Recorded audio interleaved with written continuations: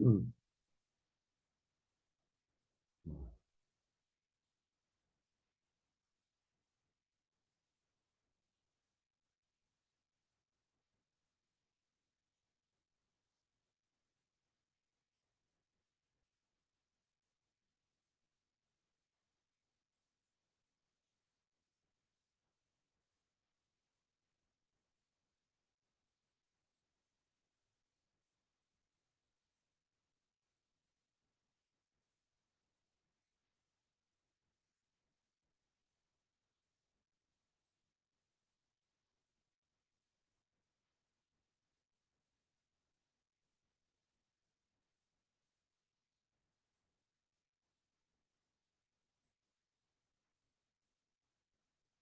tardes. Buenas tardes, doctor. Buenas tardes. ¿Se escucha? Sí se le escucha, doctor. Buenas tardes.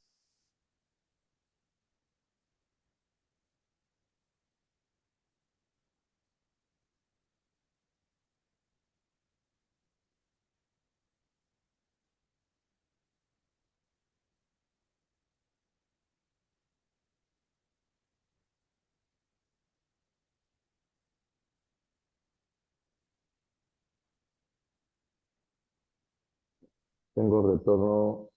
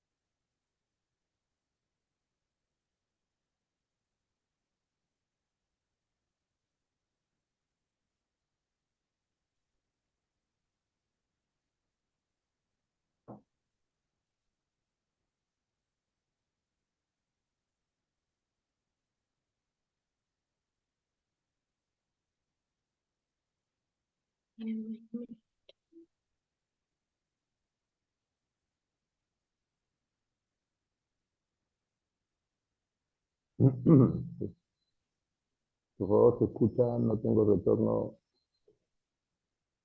Escríbame, por favor.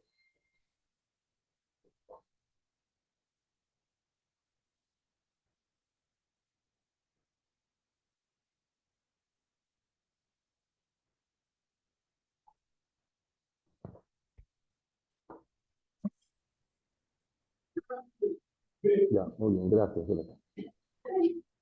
Bueno, empezaremos. Yo creo que empezamos. Ya estamos en un momento de empezar.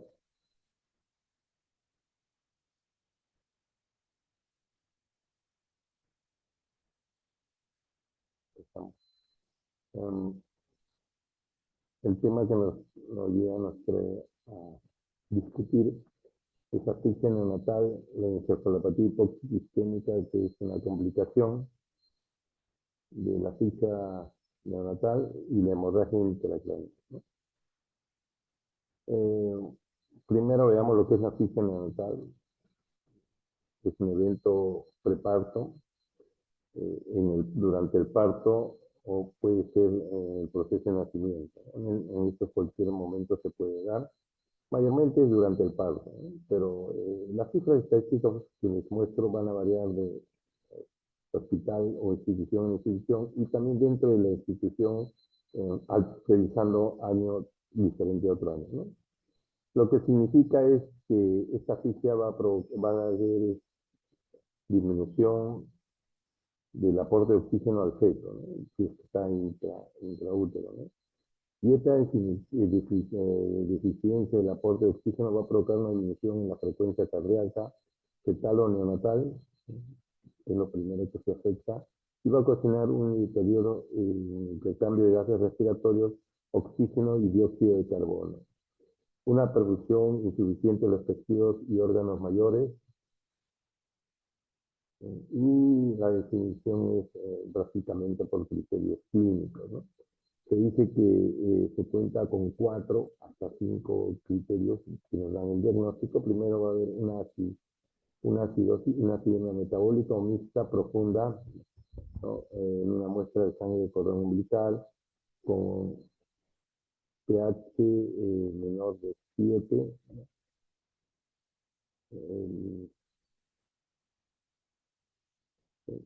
persistencia de una puntuación de apnea de 0 a 3 en más de 5 minutos. La tercera característica, secuelas neurológicas clínicas en el periodo neonatal inmediato, y es básicamente por daño cerebral. Ustedes saben que el órgano más noble es el sistema nervioso central, que puede ocasionar convulsiones, hipotonía, coma y encefalopatía hipoxisquémica, que vamos a revisar más adelante, ¿no?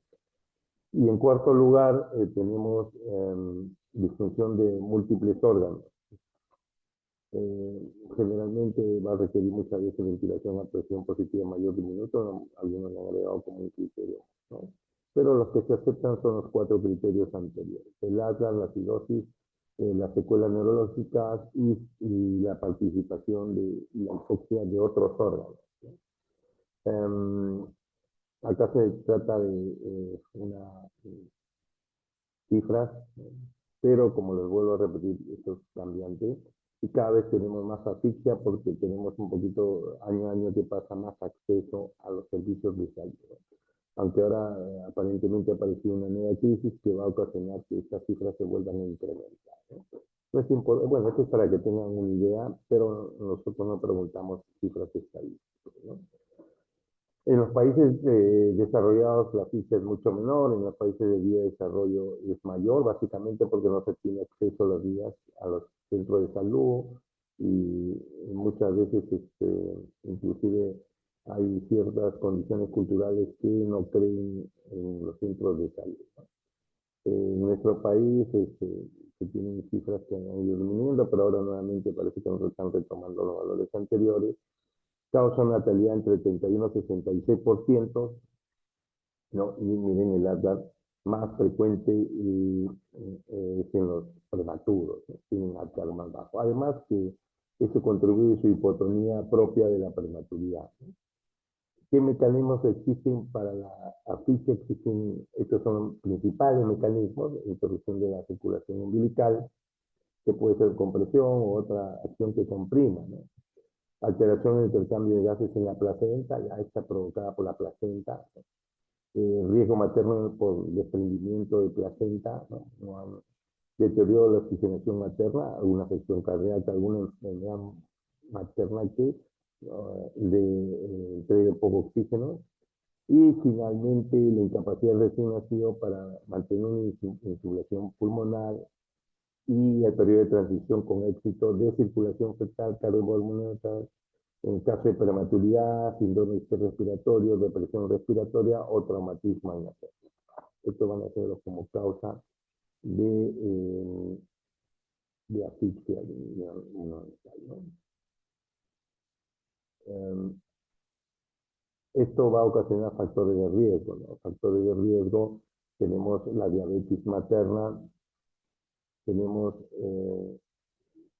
hipertensión, algunos grupos de enfermedades de la madre, ¿no? Enfermedades crónicas, la anemia, la muerte fetal, sangrado, polidaños.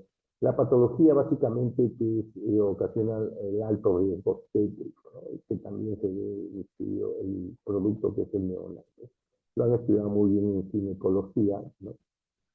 Los diferentes factores de riesgo y anteparto y intraparto durante el momento del parto, ¿no? Hay cesárea de emergencia, utilización de nacimiento por otra vía bajo instrumentación, forceps y vacuum, que cada vez se ve menos, ya que la cesárea se maneja con más facilidad, alguna complicación intraparto como rotura de membranas, ¿no? Comienza a tenerse el líquido meconial con meconio, que nos da un signo indirecto de sufrimiento fetal agudo, algunos medicamentos, prolapso cordón, placenta previa, desprendimiento prematuro de placenta, ¿no? Todo esto son factores de riesgo. Y acá un poco ya hablamos ya de la parte metabólica, ¿no? La asfixia es los gases arteriales por debajo, recuerdan de los criterios, ya que la parte metabólica, disminución de oxígeno, disminución de pH y aumento de CO2, esto va a ocasionar estimulación simpática y va a restituir el gasto cardíaco, ¿no? Básicamente lo que hace es ir más sangre al cerebro, corazón y suprarrenales, ¿no? Para mantener con vida los órganos más nobles. Esto va a ocasionar insuficiencia miocárdica, disminuir el gasto cardíaco, bradicardia, hipoperfusión, y esto es un círculo vicioso, ¿no? Va a haber isquemia, emisión de glucosa, y va a llegar finalmente a la asfixia celular, ¿no? Las contracciones de otro lado van a hacer que disminuya el flujo uterino, disminuya la perfusión placentaria y alteración del intercambio gaseoso, y va a conducir a lo mismo, ¿no? Disminución del O2, disminución de pH y aumento de CO2. Acá algunas otras, qué es lo que pasa, ¿no? Los anteriores hablaron del mecanismo, las contracciones uterinas y la asfixia, y ahora vemos qué es lo que pasa a nivel bioquímico, ¿no? La hipoxia ya no va a permitir una glicólisis aeróbica, que es lo que normalmente nosotros tenemos, el ciclo de Krebs, sino va a provocar una glucólisis anaeróbica, porque siempre va a estar glucosa para estar manteniendo el organismo, ¿no? El lactato piruvato se va a aumentar, va a haber acidosis metabólica, aumentar el LDH, que es expresión de daño hepático, y también va a haber acidosis respiratoria, por lo que va a ocasionar acidosis mixta, ¿no? Hay liberación de aminoácidos, y finalmente celular, y finalmente va a haber un edema cerebral citotóxico, ¿no? Y esto va a provocar muerte neuronal temprana en minutos, pero también puede provocar muerte neuronal tardía ya en horas. Y acá la complicación bastante importante de hipoxia, que es los radicales libres, ¿no? Los free radicals, ¿no? Estos radicales tienen afinidad por la célula cerebral que es rica en fosfolípido, y esto va a provocar que la fosfolipasa A2 aumente, esto va a provocar entre prostaglandinas y tromboxanos, ¿no?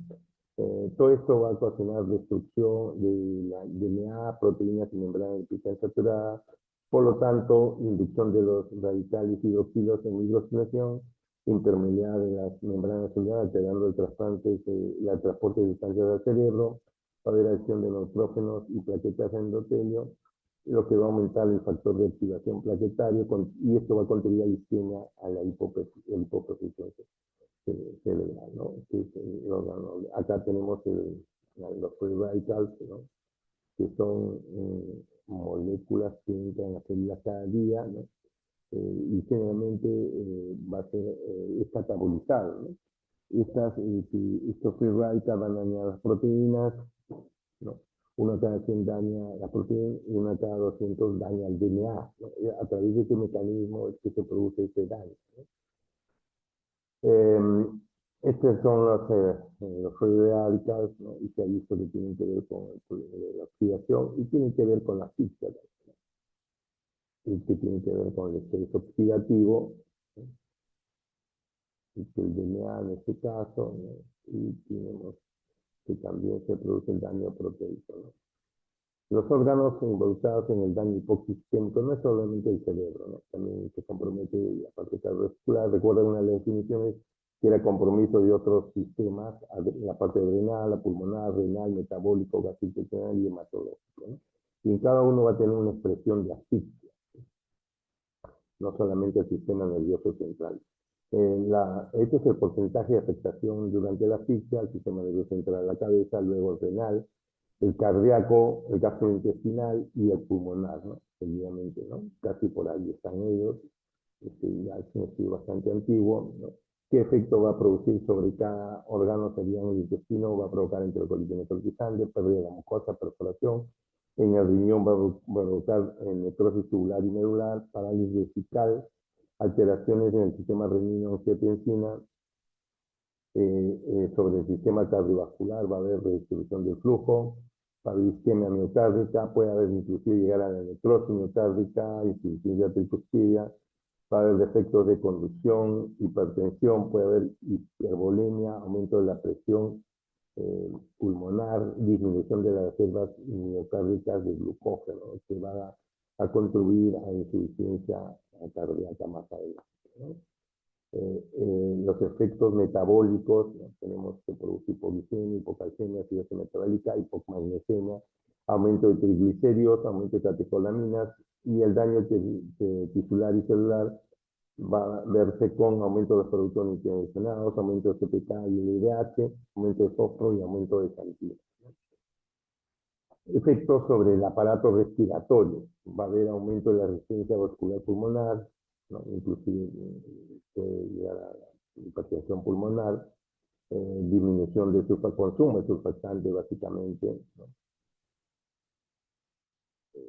Y edema, hipoventilación central, eliminación de meconio, que se ve como un signo de asfixia, alteración de las prostaglandinas y hipertensión pulmonar persistente, que es la complicación un poco más severa, ¿no? Efectos, una vez visto de todo el compromiso de todos los órganos, se han intentado nuevas terapias para neuroprotección, ¿no? Estas nuevas terapias son el magnesio, el fenón, eritropoyetina, el stem cells, ¿no? Células madres, melatonina, anticonvulsivante y antioxidante, ¿no? La excitotoxicidad por los gases nobles, ¿no? Ahí tenemos el fenón, ¿no? El estrés oxidativo, los mecanismos antiinflamatorios, la melatonina y intervienen estos dos mecanismos por muerte celular, la eritropoyetina y las células madres. ¿Cómo está, en qué etapa va a intervenir del proceso físico, ¿no? La toxicidad, el estrés oxidativo, los mecanismos inflamatorios, la muerte celular y la neurogénesis, ¿no? Cada uno va a intervenir en estas etapas y por lo tanto se hace una neuroprotección para que no prosiga el daño una vez presentada la asfixia, ¿no? Una de las cosas que es que se debe si debemos reanimar al 100% porque en la fase de reproducción actúan los radicals y producen daño, ¿no? Entonces, ¿qué hace con los hijos al 100%? Que hacemos ahora con ventilación al 100%, normaliza la operación, pero más tarde, a un mes más tarde, todavía se ven cicatrices bioquímicas, ¿no? En un metaanálisis que se hizo, la mortalidad disminuye al 13% versus el 8%, en el caso del 21%, parece que se inclina a reanimar con oxígeno al 21%. El oxígeno que le damos en exceso y provocamos un daño mayor, ¿no? Dos, manejemos la hipotermia recién nacido, ¿no? Doctor, Se disculpe, hace una hipotermia leve, doctor, también su se audio se hace una escucha muy bajo. hipotermia selectiva, enfriamiento de la cabeza, ¿no? Para disminuir el metabolismo cerebral, ¿no? En la ficha y provocar menos daño, ¿no? Menos daño, ¿no? Tenemos la hipotermia sobre el efecto de los daños, ¿no? Sobre los cuatro mecanismos, ¿no? Recuerden que he visto que la medida será, y esta hipotermia actuaba sobre los cuatro mecanismos, ¿no? La éxito residual, el estrés oxidativo, los mecanismos antiinflamatorios y la muerte celular, ¿no? En la muerte celular se ve supresión de la caspasa, en los efectos inflamatorios del factor necrosis tumoral alfa y la interleucina 1B, y disminuye la actividad microglial, ¿no? El estrés oxidativo, disminución del óxido nítrico, disminución de los free radicals de oxígeno, disminución del daño de la barrera hematoencefálica, ¿no? Retraso en la producción de la membrana, la citotoxicidad, disminución de la tasa de liberación de aminoácidos excitatorios y disminución en la acumulación de estos aminoácidos excitatorios, ¿no? Es como actúa la hipotermia, actúa en todos los mecanismos que inicialmente habíamos visto, ¿no? Bueno, esta es la hipotermia, como verán, este es el casco de enfriamiento solamente de la parte superior, y hay un monitor de la función, el metabolismo de la función cerebral, donde bueno, tenemos la oportunidad de ir a Chile, ellos tienen ellos, y ese control, y se ve que disminuye el metabolismo a nivel local cerebral, ¿no? Ahí están los indicadores con un estudio demostrado para la hipotermia de su beneficio ya desde el 2005, ¿no? Que tienen esta tecnología para los pacientes que tienen asfixia, ¿no? Enfriamiento selectivo, ¿no? Luego tenemos el halopurinol, ¿no? Disminuye la formación de los free radicals, atenúa la reacción del ATP, y produce neutropenia y disminuye de la apoptosis, ¿no? Eso es lo que produce el halopurinol. Y este de acá se hizo en ratitas, miren cómo se ve el halopurinol versus solución placebo salino, ¿no? En los normales, en leve, moderada y severo. Como verán, el halopurinol es mejor, ¿no? Reduce el daño en ratitas, el daño cerebral, protege más, ¿no? Y no se ve ningún caso de severo con el halopurinol, ¿no? La neuroprotección en prematuros, ¿no? Este es otro estudio, ¿no? Donde se ve también con el control y el halopurinol en la hemorragia, ¿no? Que posiblemente provoca una leucomalacia, en el uso del ECMO, ¿no? En algunos pacientes con enfermedades congénitas, y en los recién nacidos actuales, ¿no? El uso de la eritropoyetina que habíamos mencionado, ¿no? Capaz de obtener una potente actividad antiapoptótica, es decir, disminuye la apoptosis, ¿no? Y además tiene un efecto antioxidante, ¿no? Es un efecto neuroprotector, promueve los efectos reparativos. Bueno, localmente se produce la eritropoyetina, ¿no? Evita la muerte de la enfermedad por el óxido nítrico, que es un antiinflamatorio, que es un inflamatorio, ¿no? Y protege la neurona del efecto tóxico del glutamato, que es excitatorio, ¿no?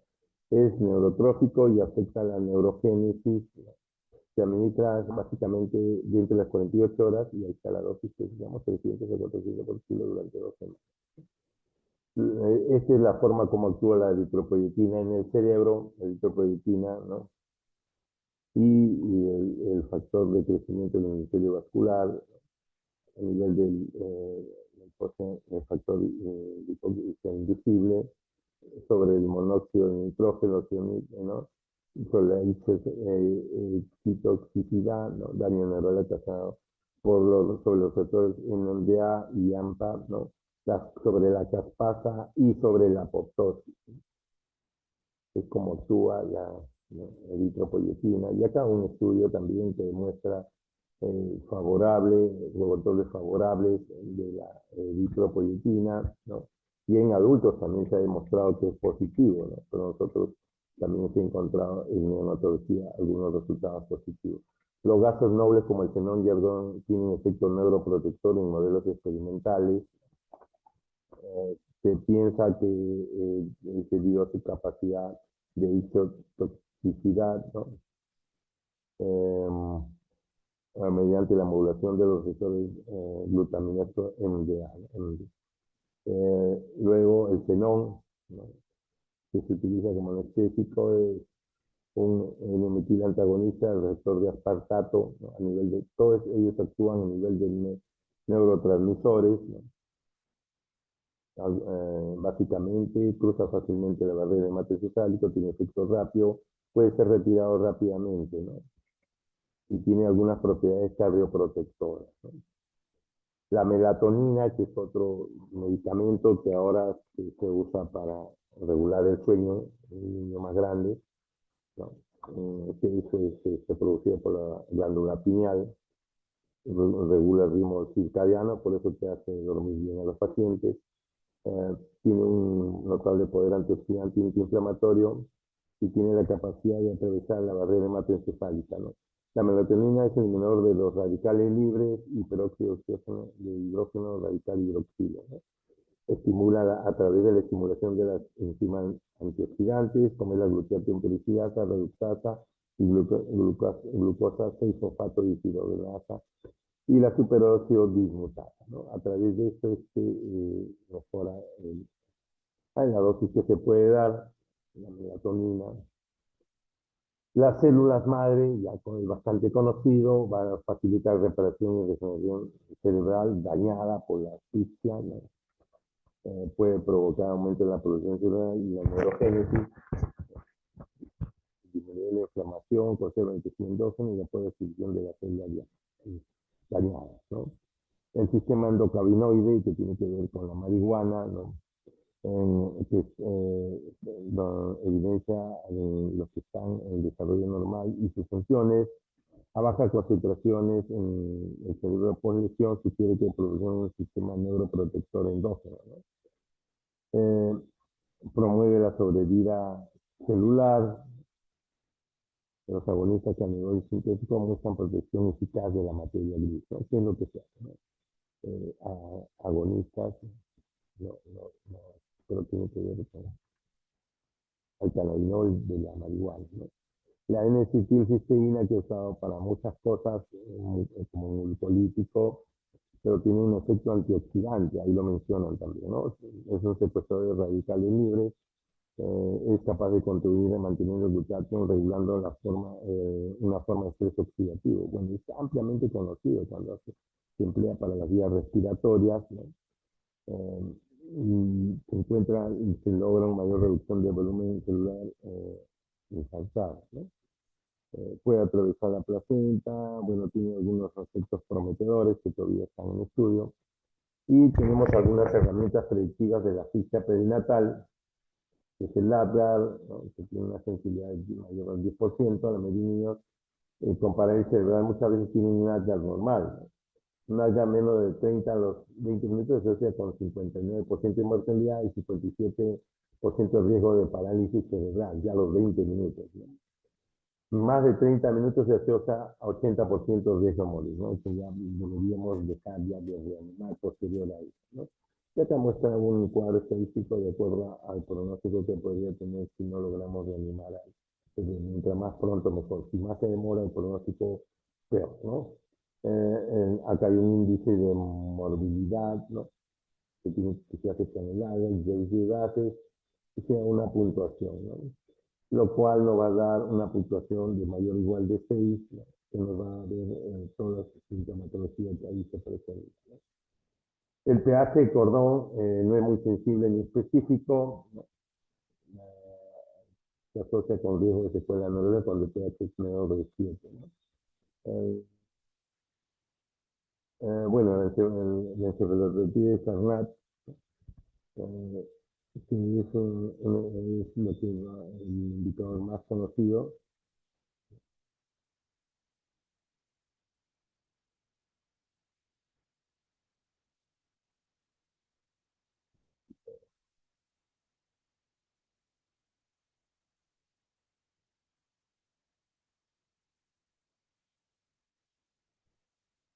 Bueno, bueno, en realidad es el mejor indicador de riesgo de secuela neurológica, que hasta ahora lo seguimos usando.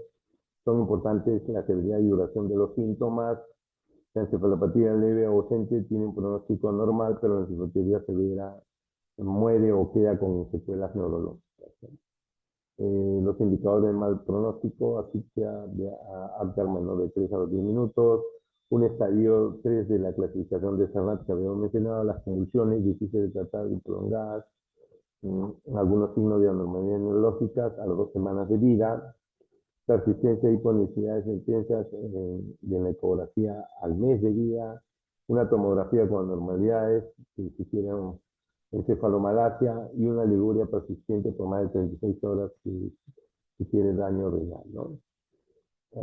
Luego tenemos el síndrome hipoxicemia, que es el segundo tema incluido dentro de esta clase. En realidad es un síndrome que aparece en recién nacido inmediato al parto tras un episodio de asfixia, ¿no? Es el cuadro o el síndrome que aparece luego de estar asfixiado y va a tener deterioro de la alerta y la capacidad de despertar, ¿no? Puede haber alteraciones en el tono muscular, en respuesta motora, alteraciones en los reflejos y a veces llega a tener convulsiones. Generalmente se presenta de 5 al 0.5 al 9%. Bueno, ahí tenemos algunas estadísticas también, como digo, son referenciales, ¿no? Esta es la fisiopatología del evento hipóxico isquémico, bien claro. El daño hipóxico isquémico disminuye el flujo cerebral, disminuye las energías y aumenta el ácido láctico, ¿no? A todo nivel. Y ocurre el daño dentro de la neurona, ¿no? Dentro de la neurona no ocurre el mayor daño. Tenemos primero citoquinas, radicales libres, factores de complemento, activación de la médula, infiltración de células inmunes periféricas como respuesta inflamatoria, ¿no? Ya va a haber dentro de la neurona apoptosis y muerte cerebral, que es la complicación mayor y final, ¿no? Va a haber edema, va a haber daño mitocondrial intracelular, la histotoxicidad por los neurotransmisores, recuerdan, ¿no? Básicamente el glutamato, ¿no? Esa es la fisiopatología a nivel molecular, ¿no? Que está ocasionada por el descenso del flujo cerebral y que va produciendo una cadena de energías, como es el ATP básicamente, acumulación masiva de gluconatos, que se ven bastante acá los glutamatos, ¿no?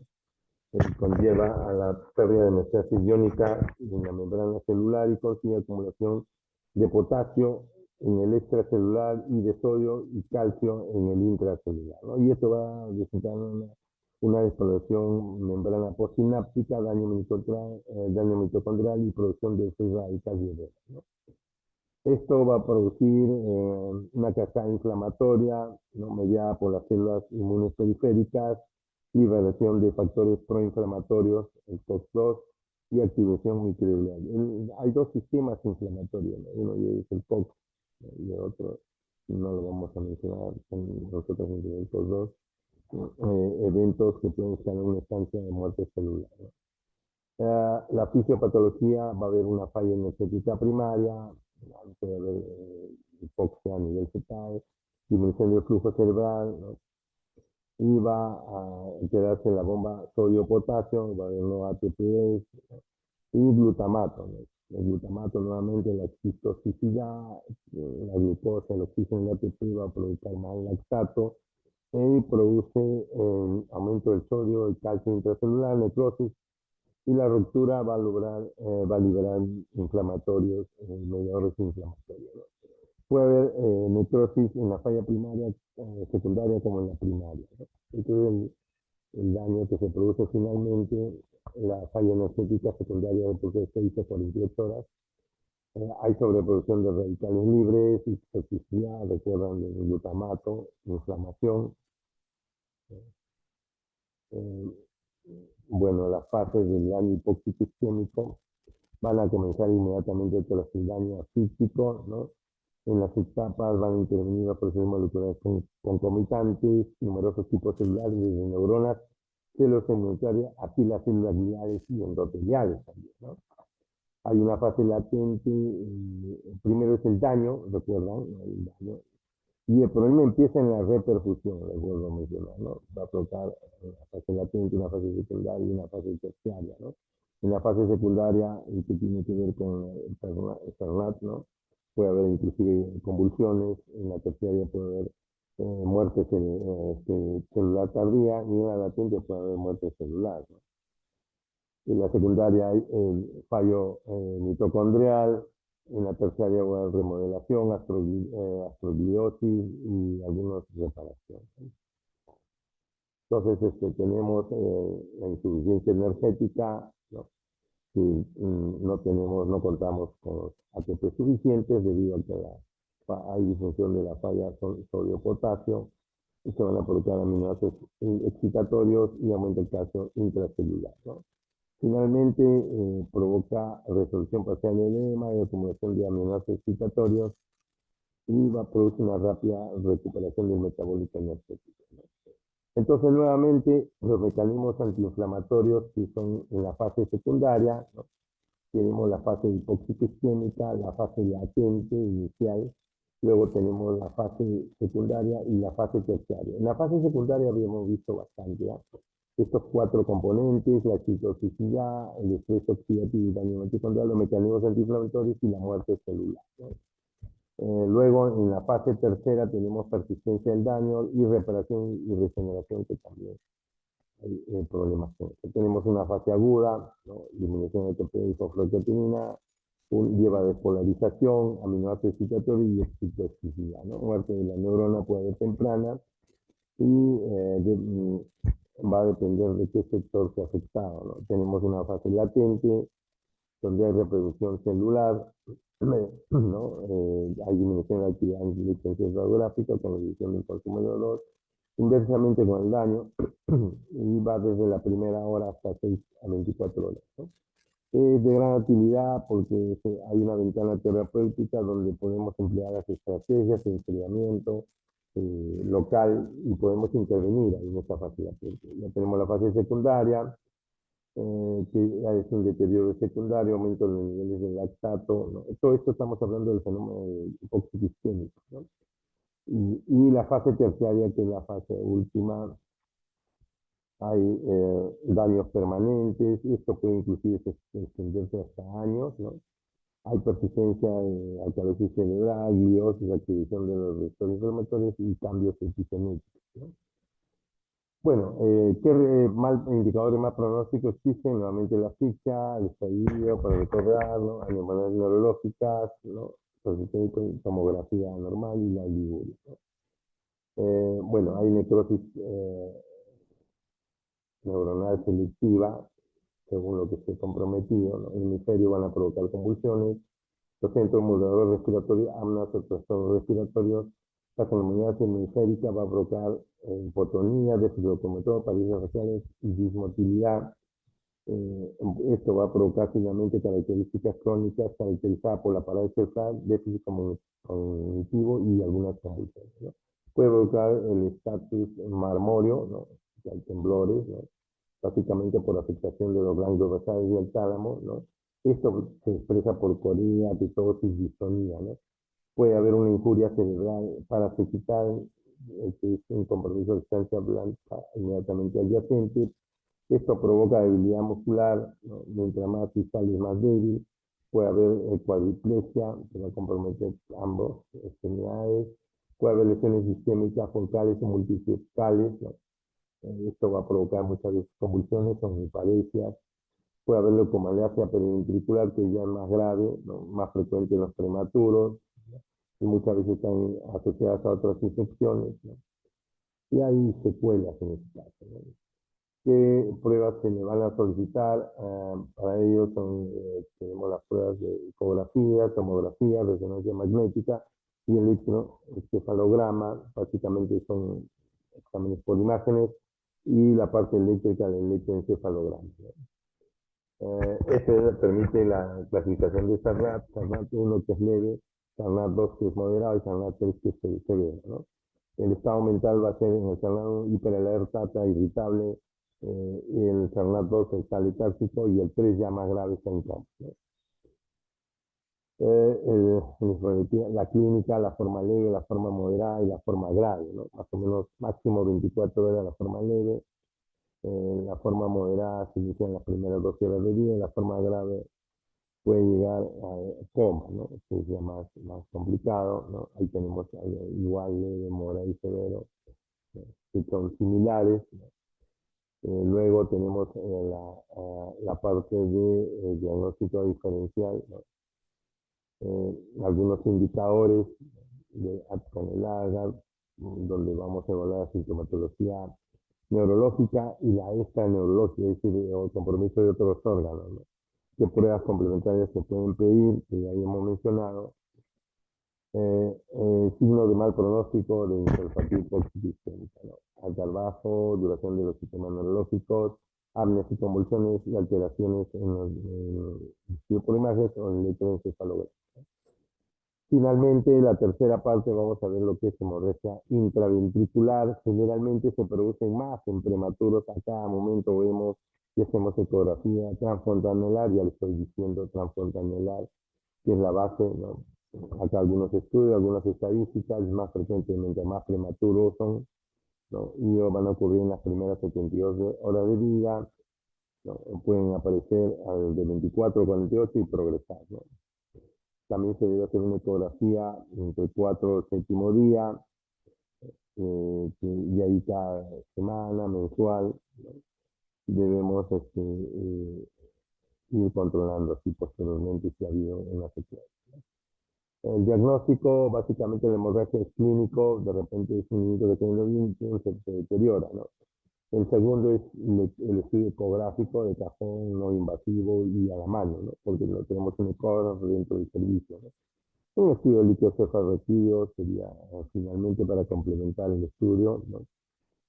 Hay clasificaciones según papil, en este caso se tiene subependimaria, intraarticular sin dilatación, intraarticular con dilatación y hemorragia del parénquima, ¿no?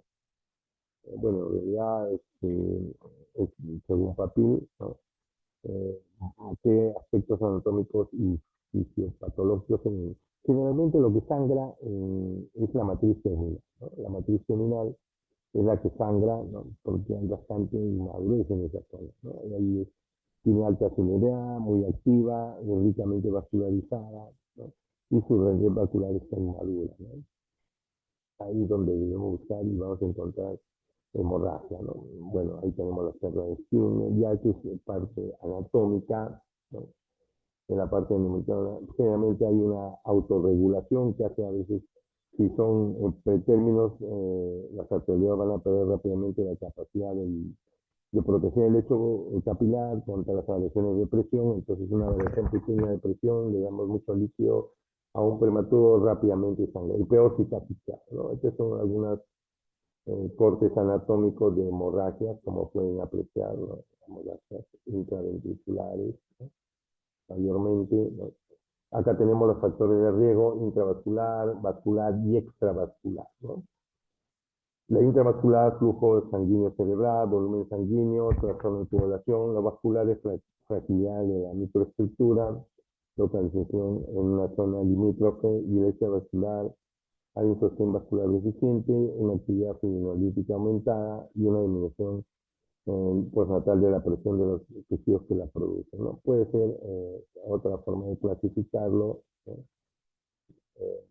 Acá tenemos dos formas, una es primaria, pero les muestro solamente, no hay preguntas de este tipo. Levin también lo clasifica de otra manera, ¿no? Y otra manera de clasificarlo, este es ya que tiene que ver con la dilatación y otro con el daño del parénquima, ¿no? Acá, como se ve en ecografía, la hemorragia tipo 2 en este caso, ¿no? Donde buscamos la hemorragia, mire, se ve como una imagen blanquecina, hiperreflectante, básicamente, en el estudio ecográfico transfrontalero, ¿no? Fácil acceso, ahí tenemos hemorragia 3, hemorragia 4, los cortes anatómicos. El cuadro clínico básicamente es deterioro gradual en varias horas. Puede ser que esté irritable, con dificultad respiratoria, puede ser que tenga acidosis metabólica, hiperglicemia y hemorragia pulmonar, ¿no? En realidad el deterioro catastrófico es bastante raro, ¿no? Generalmente hay un deterioro gradual, ¿no? Entonces, si se presentara un deterioro catastrófico sería apnea, hipotonía, convulsiones. La mayoría de casos ocurre durante las primeras 72 horas, ¿no? Y mientras más pequeño, más pronto podría aparecer. El diagnóstico, ya conocen, ¿no? Que es la ecografía, ¿no? En la clasificación ecográfica la relación entre secuelas y a mayor grado, por supuesto que la secuela va de mayor, ¿no? La secuela neurológica respecto a la ecografía, ¿no? El manejo se va a hacer intervenciones perinatales para evitar uso de corticoides, ¿no? Puede haber intervención postnatal, corrección y prevención de estudios hemodinámicos, y se puede usar indometacina, ¿no? Como preventor, ¿no? O sea, ahí se muestra el indometacina versus placebo, ¿no? Y básicamente ese es lo que les quería traer, ¿no? No sé si tenían alguna duda, no tengo audio.